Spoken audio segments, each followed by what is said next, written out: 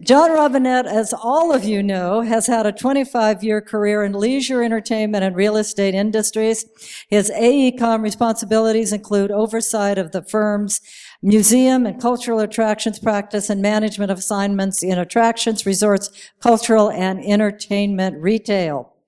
On the other side, being the anchor on the other side, is Brian Sands. How many of you do not know Brian? Oh, there's a few. Okay, a lot of business cards afterwards, Brian. We've got to get that handled.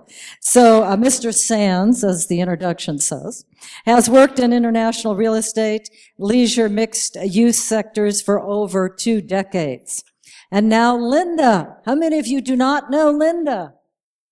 Ooh, some more. Oh, you guys are going to be packed up here afterwards. This is great.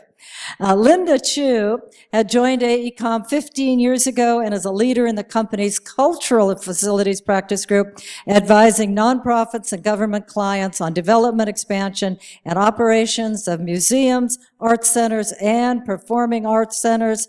Ladies and gentlemen, please welcome and also say thank you to one of the major sponsors of the Themed Entertainment Association, AECOM. So John, take it away.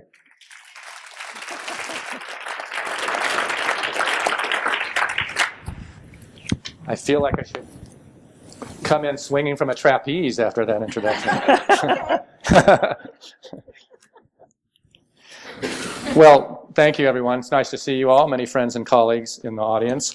What we want to do today is go around the world for you and look at some of the trends that drive the themed entertainment industry and tell you what's happening in some of the various markets. Now, if you look at that cartoon, you can see that economists have a variety of opinions about things. And do you know that economics is the only profession where 2 people can win Nobel Prizes for saying the exact opposite thing? So cut us a little slack. We'll give it our best shot, but we're economists, okay?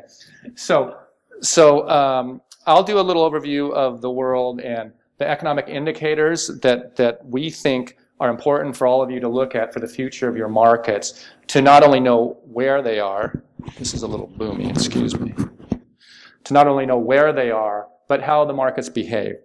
And then Linda and Brian will go through the various geographies around the world talking about trends, attractions, and so forth. So when we look at global markets, there's one thing that is a very good indicator for where they're going to be in the future, and that is the middle class and its expansion throughout the world.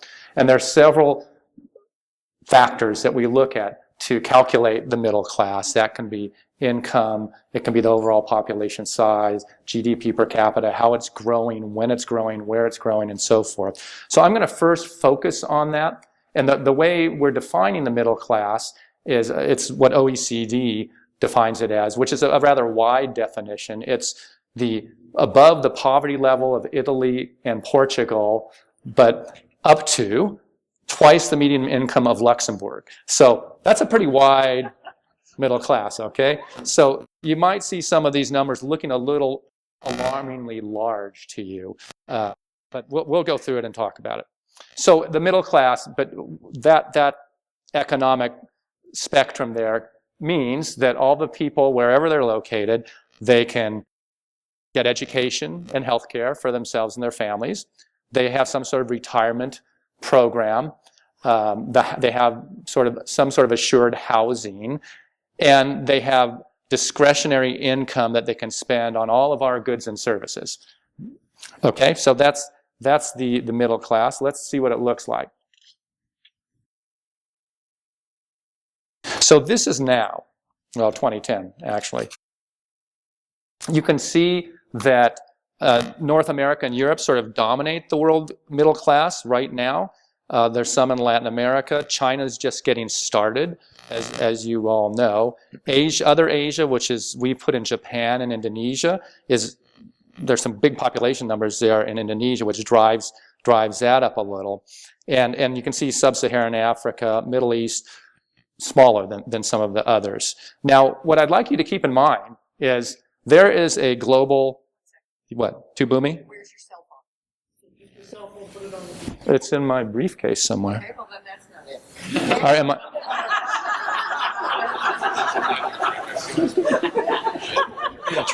Trade? Okay. One moment, please.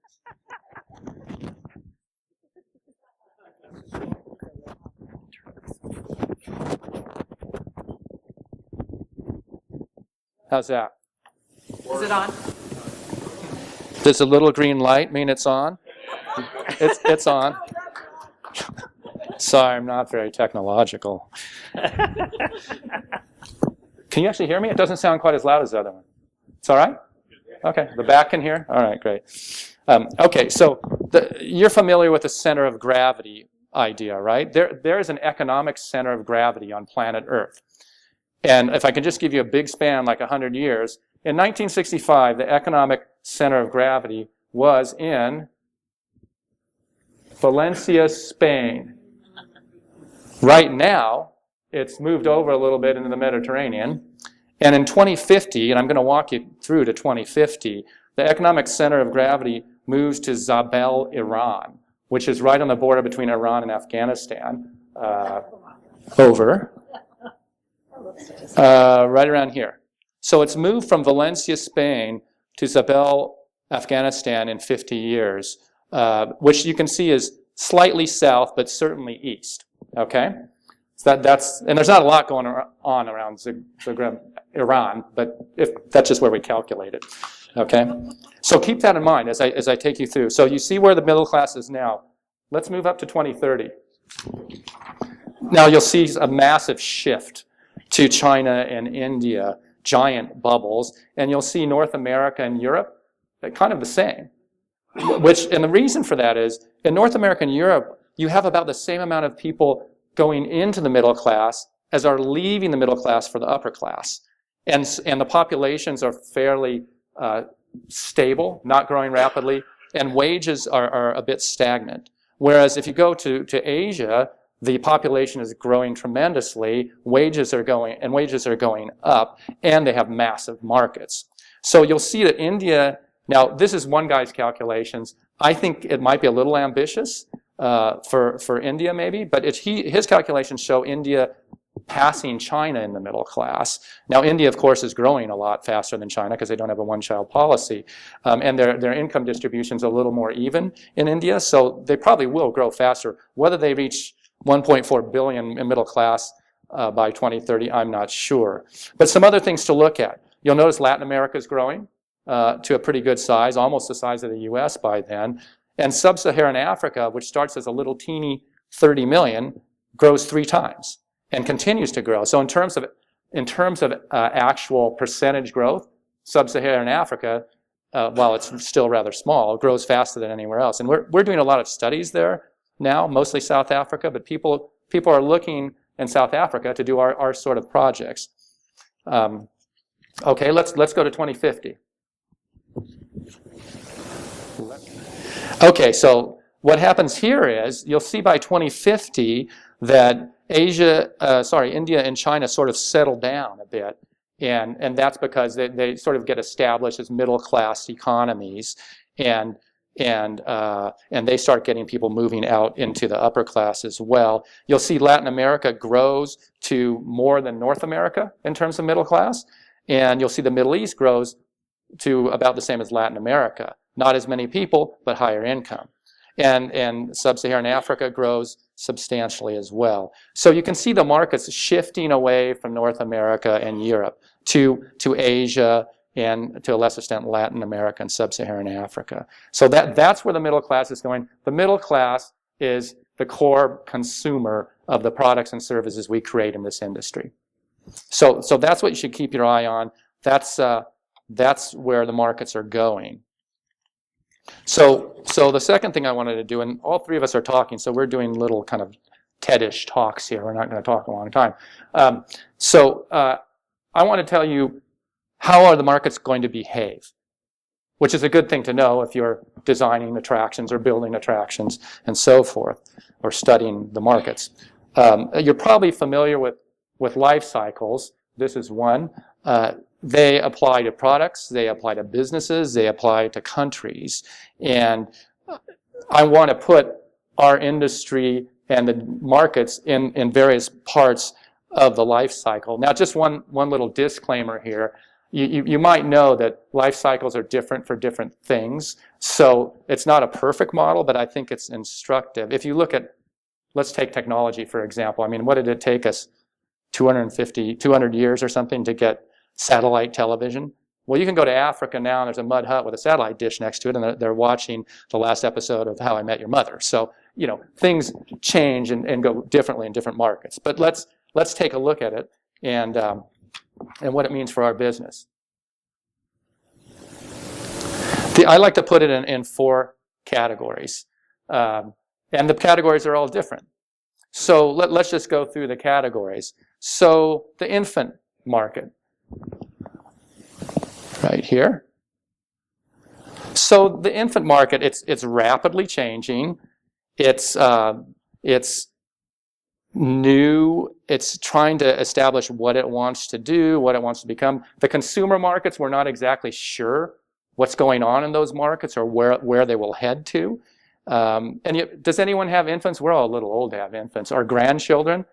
Okay, well, you know what they're like, right? I mean, they're very energetic. They don't know what they don't know. And they sort of want instant gratification. So in this market, we put countries like Vietnam and India.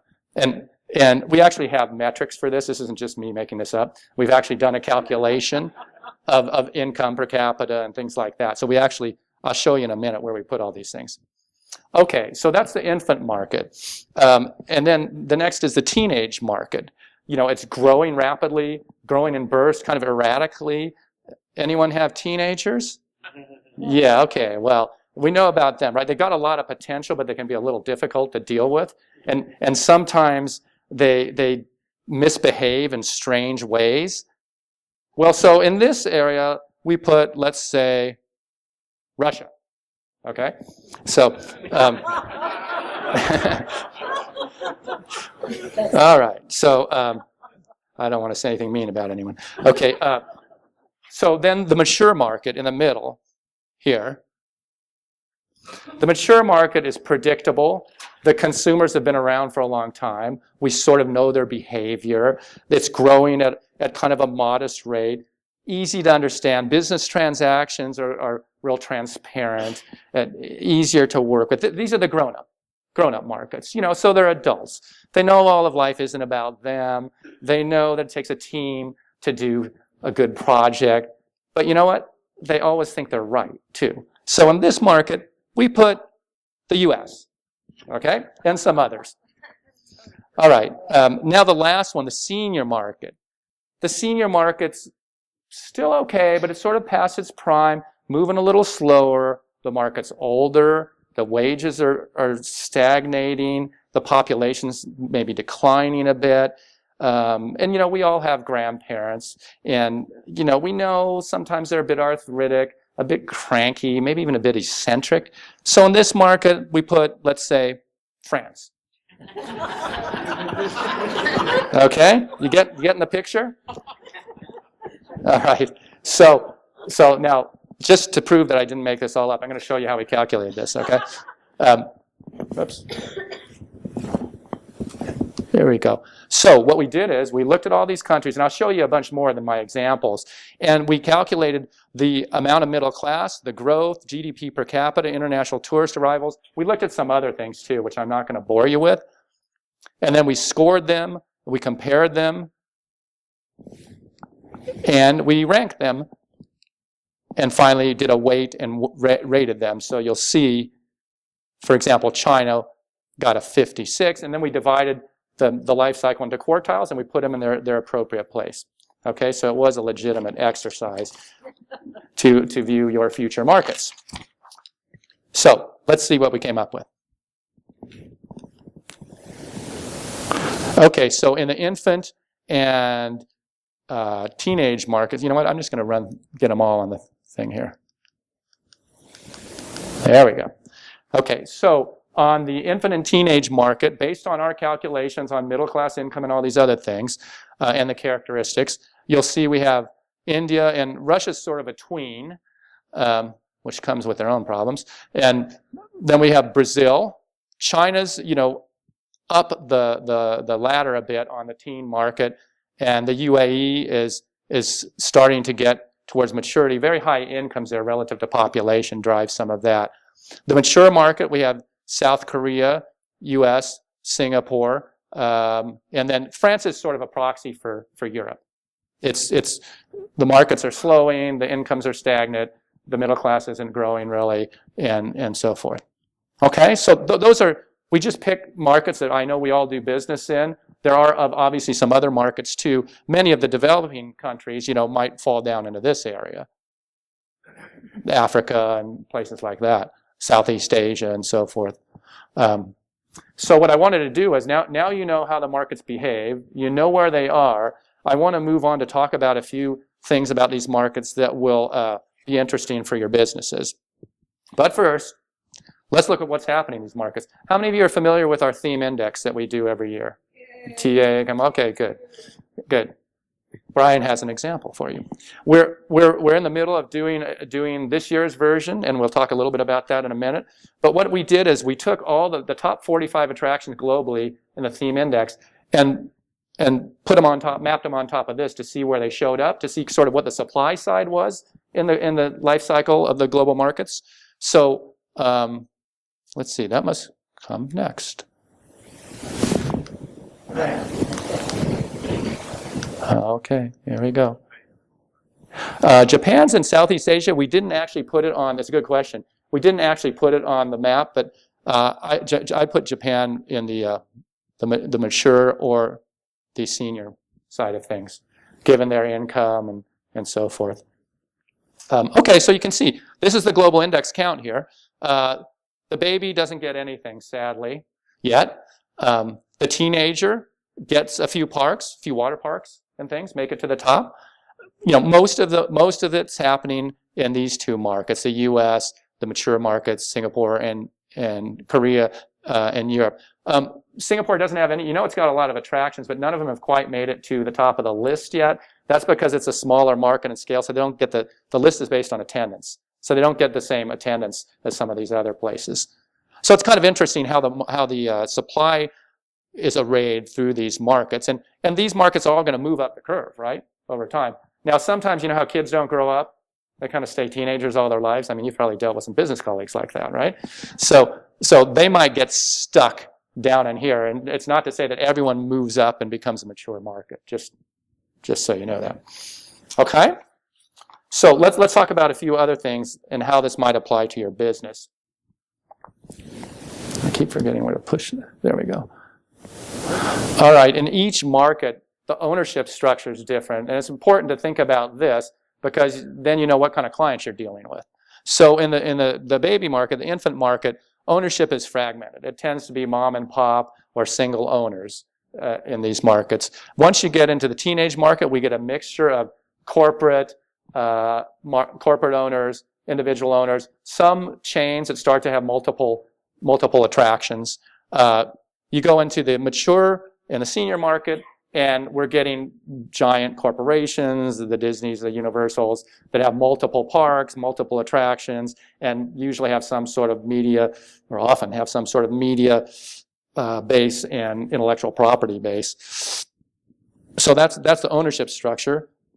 And then the business risk that you'll face is for the infant, it's positively going to be high risk. It may be high reward too, you hope.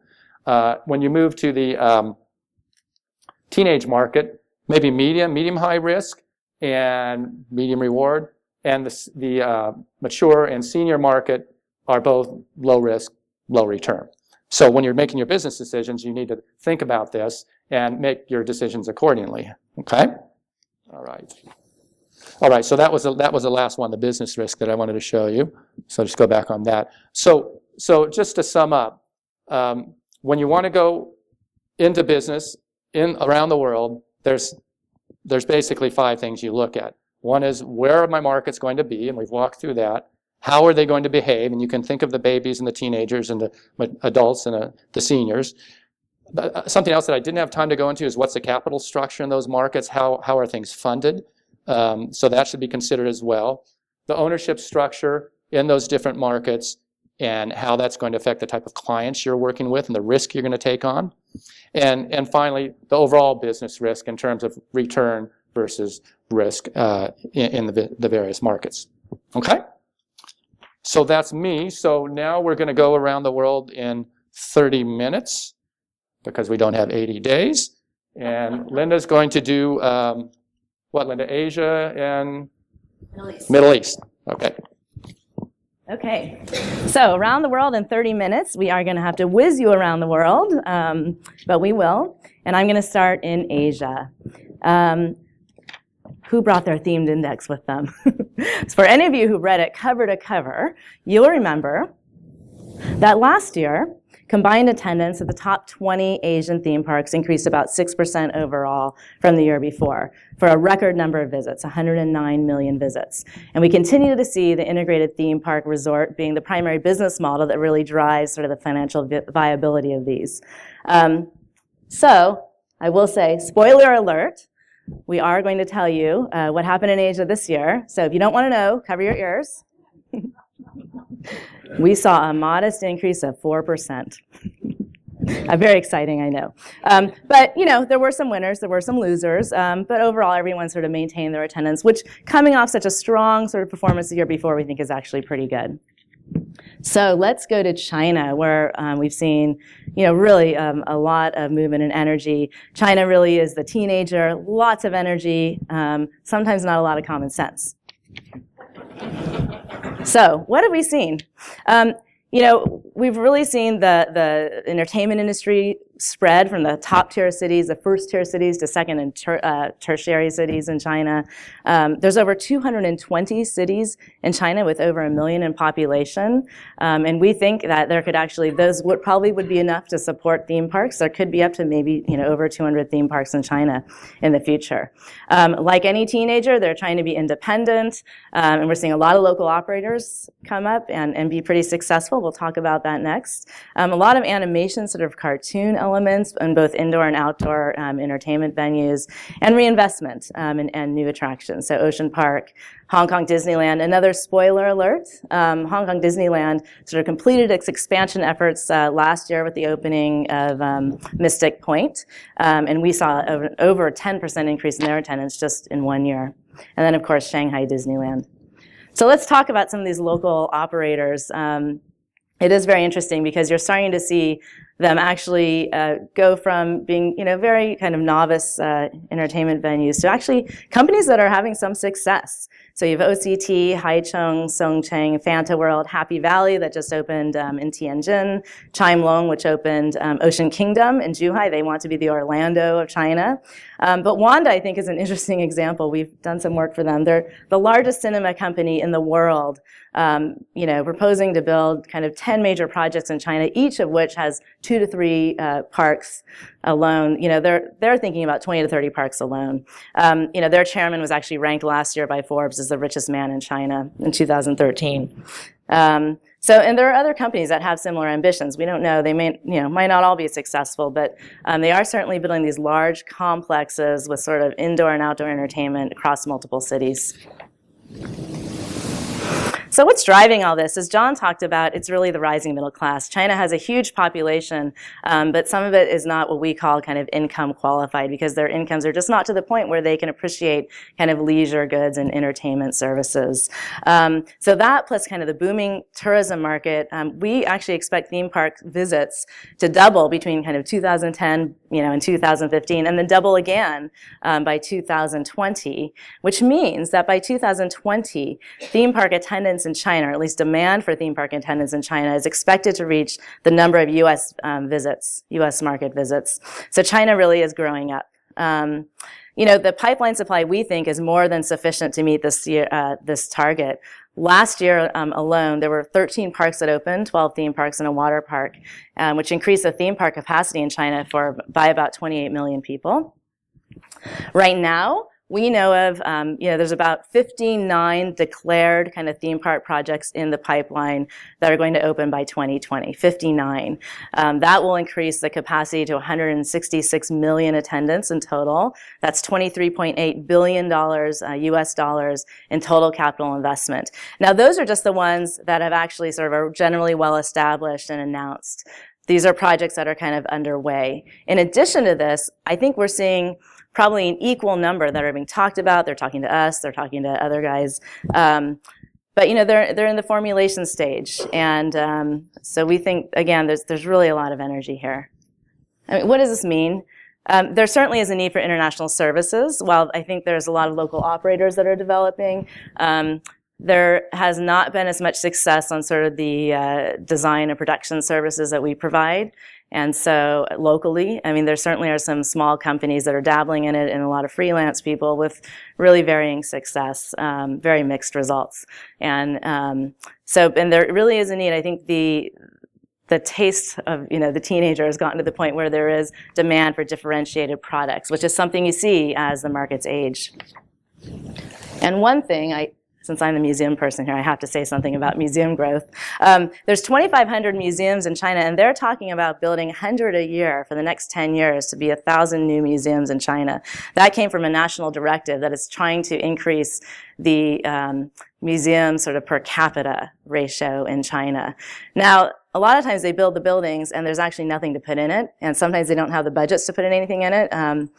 But sometimes they do. And so we think there's very major opportunity there. Just some big projects, the Shanghai Natural History Museum and the Shanghai Planetarium are two big projects right now that are going to open in the next few years. So let's move over to India, which is a very different story than China.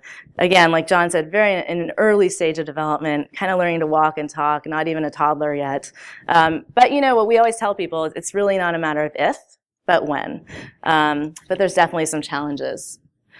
Right now, what we're seeing is most development is still driven by traditional real estate uses. There are some projects being talked about, but there's really not that many moving forward that are sort of significant.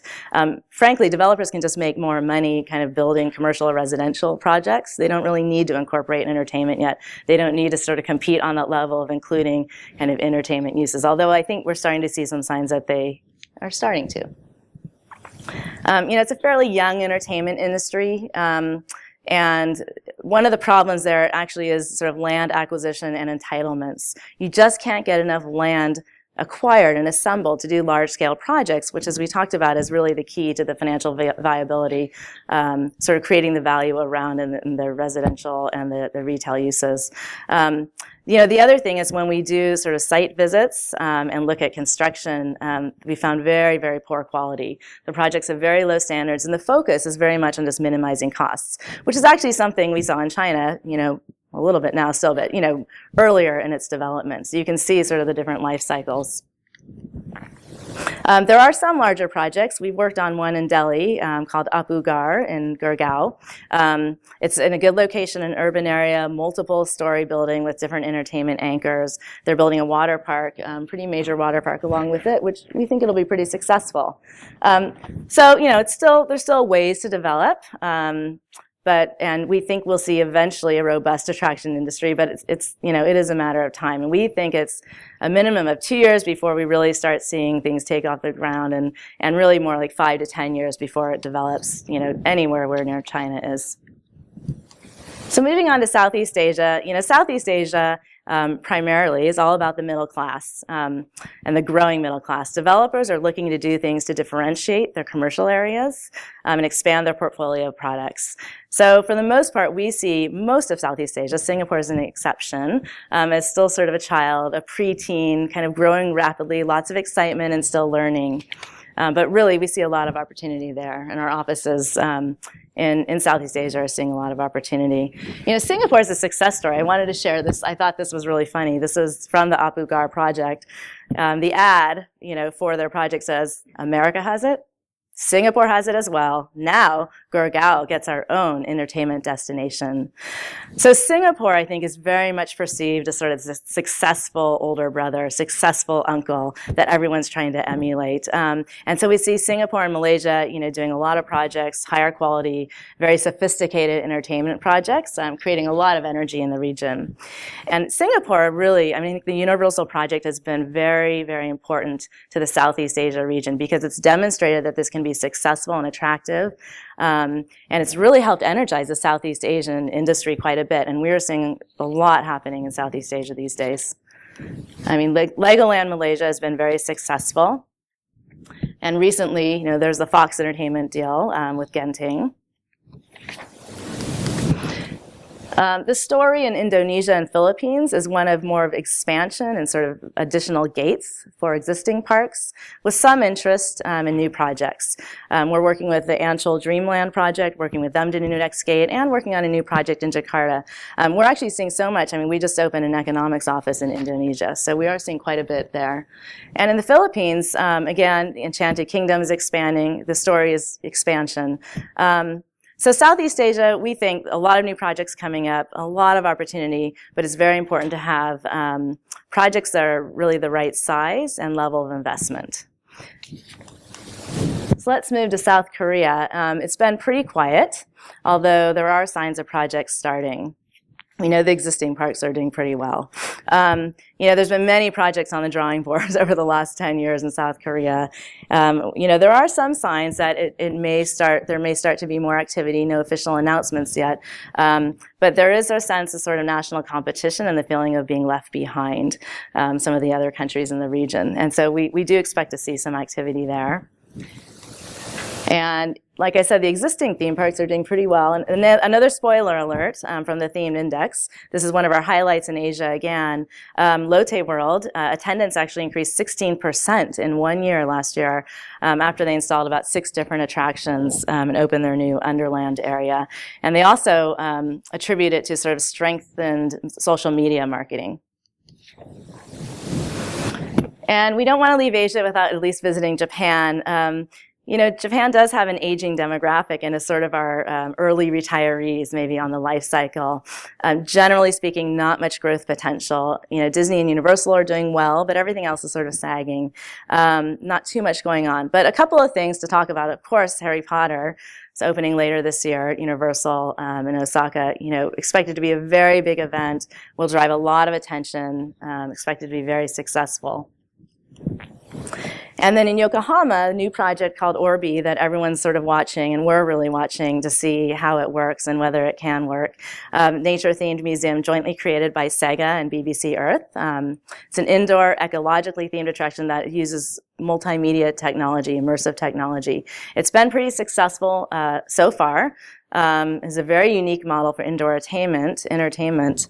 And so again, we're really watching it to see can a fully digital media environment attraction kind of work.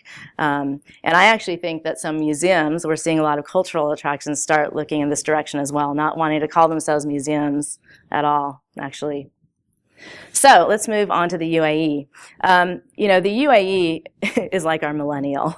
They were really affected by the economic recession. Jobs were slashed. And because of the large number of expats whose jobs whose residency depended on the jobs, it was sort of a double whammy. So, it really got hit hard. 2009, 2010 were very, very bad years. However, unlike the US and some other markets where you see this new sort of conservatism when it comes to investment, right now we're seeing boundless optimism. It seemed like in 2011, all of a sudden it seemed like when we went to talk to people, they acted like nothing had happened and they were still wildly optimistic. And all these projects that people thought were crazy and that were put on the shelf, all of a sudden were gaining traction. And actually, we've seen people go on a limb and start to finance some of these projects. So they really are the millennials, the people who kind of lived through the worst job market, almost in this century, and still are wildly optimistic. So, specifically, Yas Water World opened. One of the challenges, of course, in the Middle East is the weather. And so you see either indoor sort of entertainment or, a lot of attention to sort of shading. I've heard comments that in July and August, a water park, it's sort of like being in a bath. It's just very, very hot. And then, Warner Brothers, Abu Dhabi, which we're working on. Dubai Land originally plans for about 7 theme parks, almost all of which were canceled or placed on hold. Her recent announcement from Legoland. But, in our mind, there's still some major questions about the viability of this. There's not necessarily a rational economic justification. The heat is a major issue to contend with when you're thinking about all these outdoor parks. But we're still hearing a lot of talk and really extraordinary self-confidence about this region. Very strongly established tourism market. But, we think the lesson to think about when working there is, there's certainly opportunities, but it's important to balance sort of this ambition with some realism and thinking about, the size and the characteristics of the markets, which are primarily driven by expats, and not just sort of expats that we think of, but expats who are in kind of the working class and construction sector. So, there is money to invest, and it's actually sort of like a millennial with dad's credit card. But the question is really, once they're built, are they going to be sustainable, and what's going to happen to them given the markets? So Qatar, we see a lot of ambition for projects, and we think, again, it's not a question about if, but when.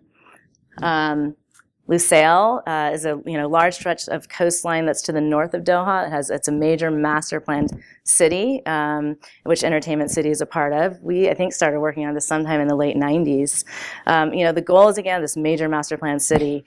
One of the things, though, and it is actually Entertainment City, we're hearing is sort of getting some traction.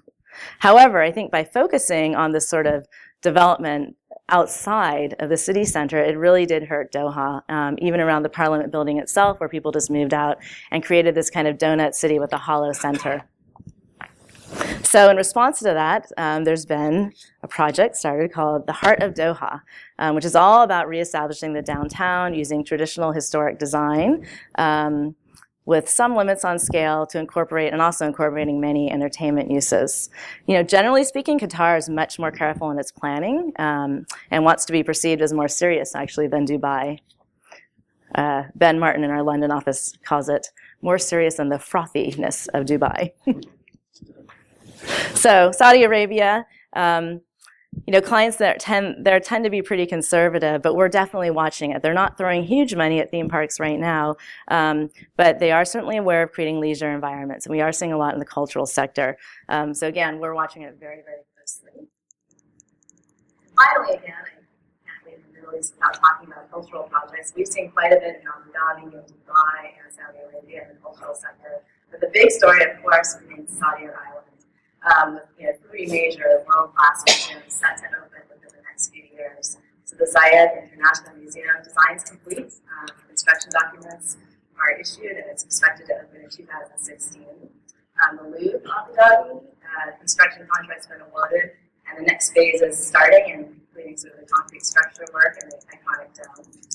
That's going to open in 2015. And then finally, the Guggenheim is going to open in 2017. So we're really watching to see how they're performing. We think they're going to have a major impact. This year we added the museum index for the first time to the themed index, and we think that once they open, they're going to have a major impact on the top line. Over to Russia.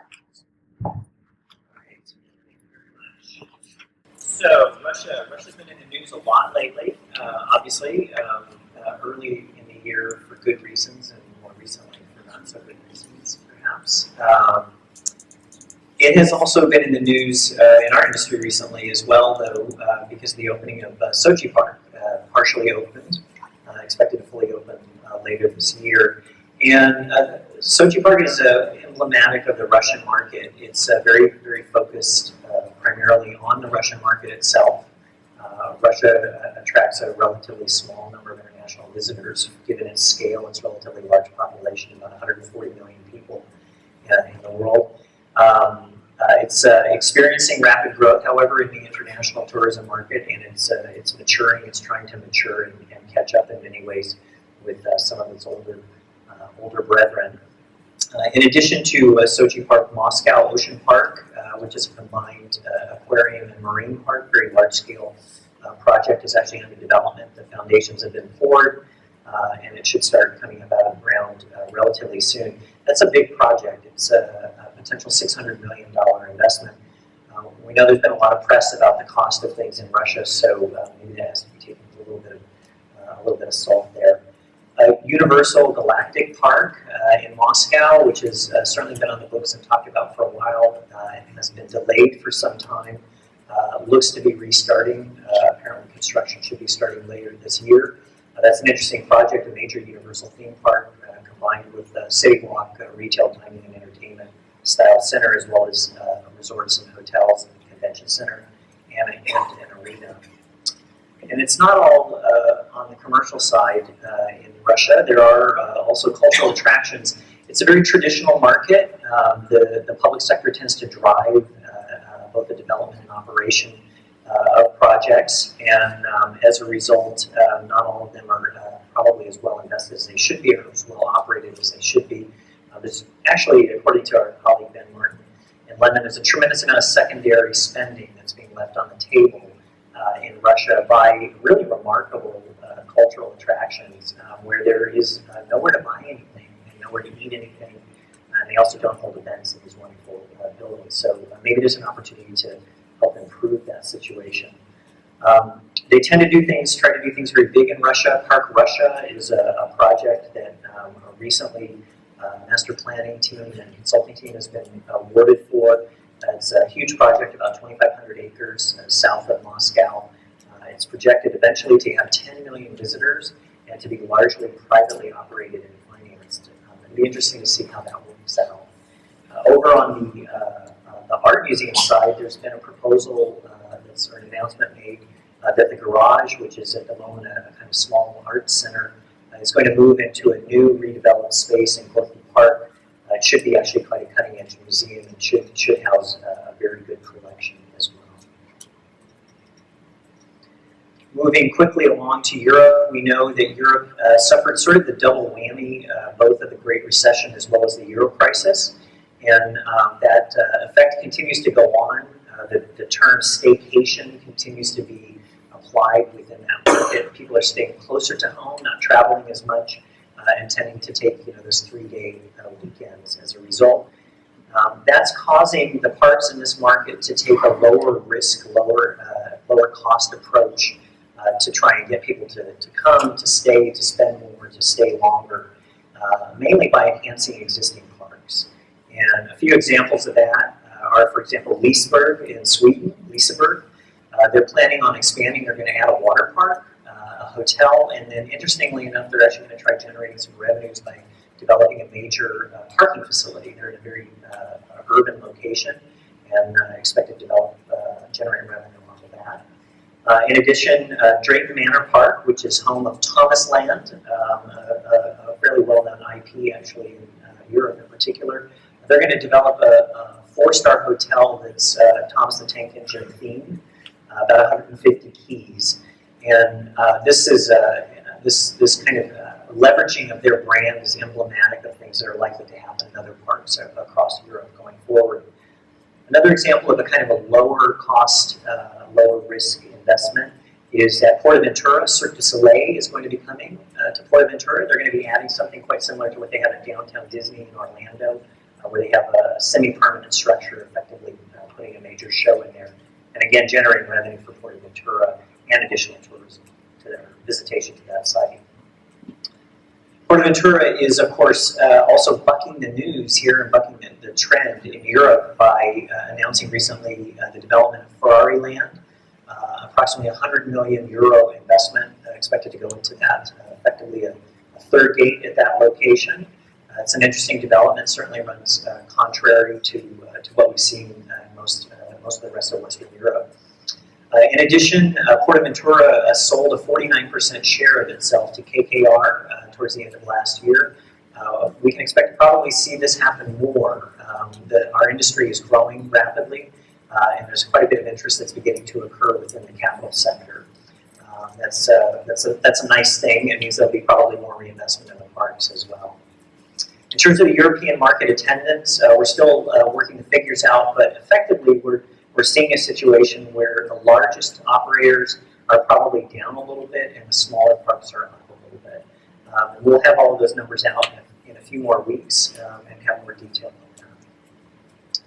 Just moving south a little bit to Africa very quickly. Africa is a kind of an interesting market. It's really three markets: the north of the Sahara market, which is the primarily Arab-speaking countries.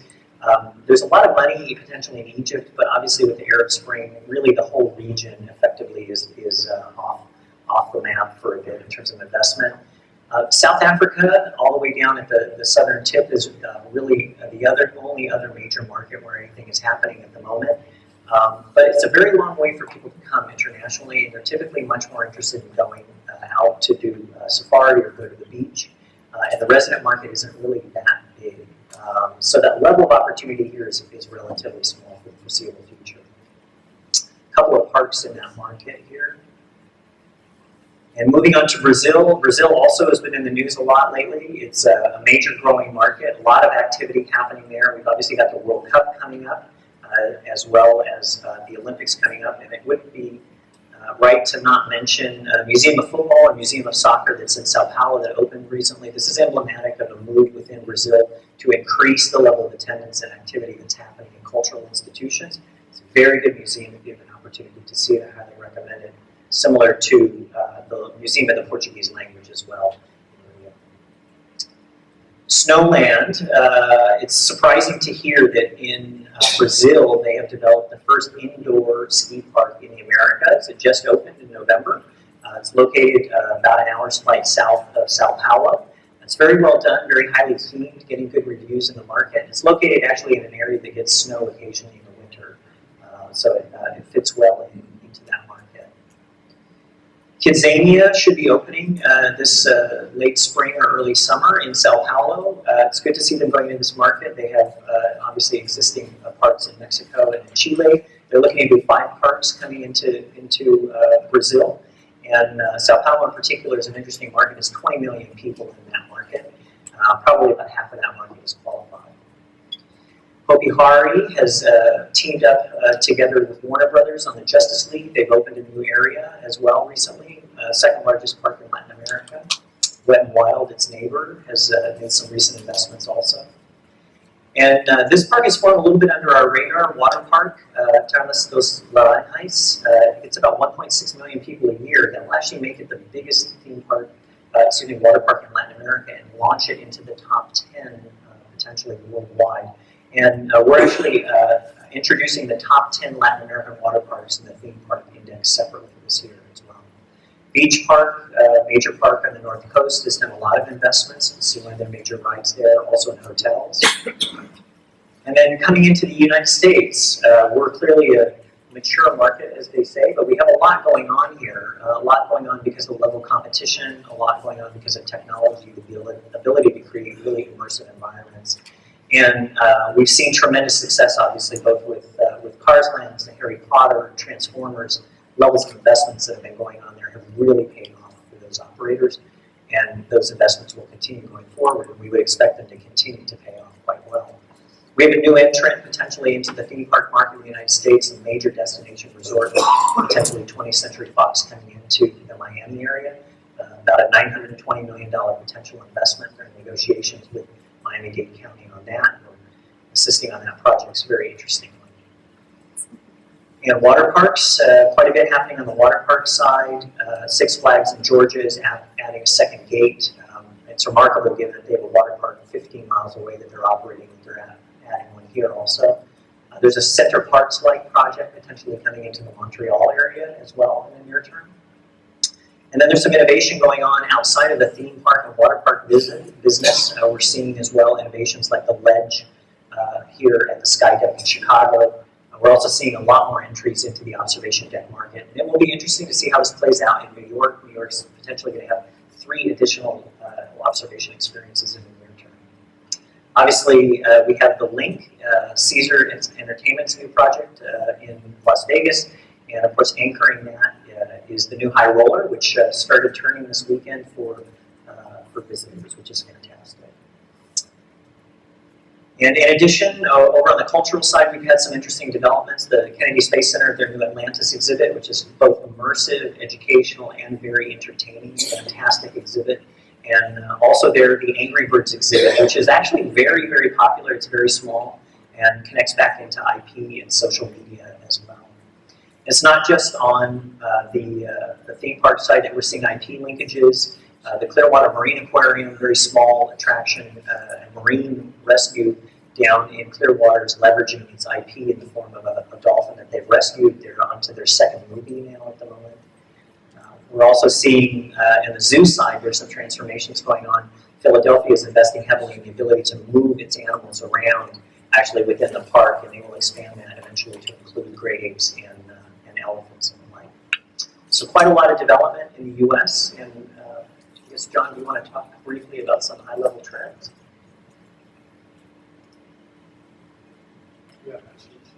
I do have your cheat sheet. This is hot off the press. Just a warning, John. You're down very briefly. Oh, the little orange clock tells me I have a minute and 4 seconds. So, I just wanted to just go through, we're in the midst of doing our theme index update, and we do have some results, so Brian and Linda mentioned a few of them. I just thought I'd run through what we're seeing. The big operators, well, North America was up, about 3.5% or something last year. The theme parks, it looks like it's going to be about 2.5% this year, so still strong. I think last year was a good year for a lot of us and a lot of businesses, so we saw a real surge, and it's a little more level this year, but still mid-single digits is pretty good for this business. Of that, Disney is up about 4% in attendance. Universal's up about 6%. SeaWorld, you probably heard, is down a bit, but their revenue's up, but their attendance is down. Six Flags is up about 2%, it looks like. Cedar Fair is up about 2%, it looks like. So overall, most of the big operators are doing pretty well. There's a few attractions that aren't doing well for a variety of reasons, but it looks like North America is going to have a pretty good year. We still, I guess, haven't got results from Asia and Europe yet, is that right? Yeah, so we're still waiting on Europe and Asia. But I think you said that we think Asia is going to be about 4% up. So overall, we're seeing modest growth in our industry globally, which is a good thing. It continues to grow. Okay, the next clock's done. I'm done.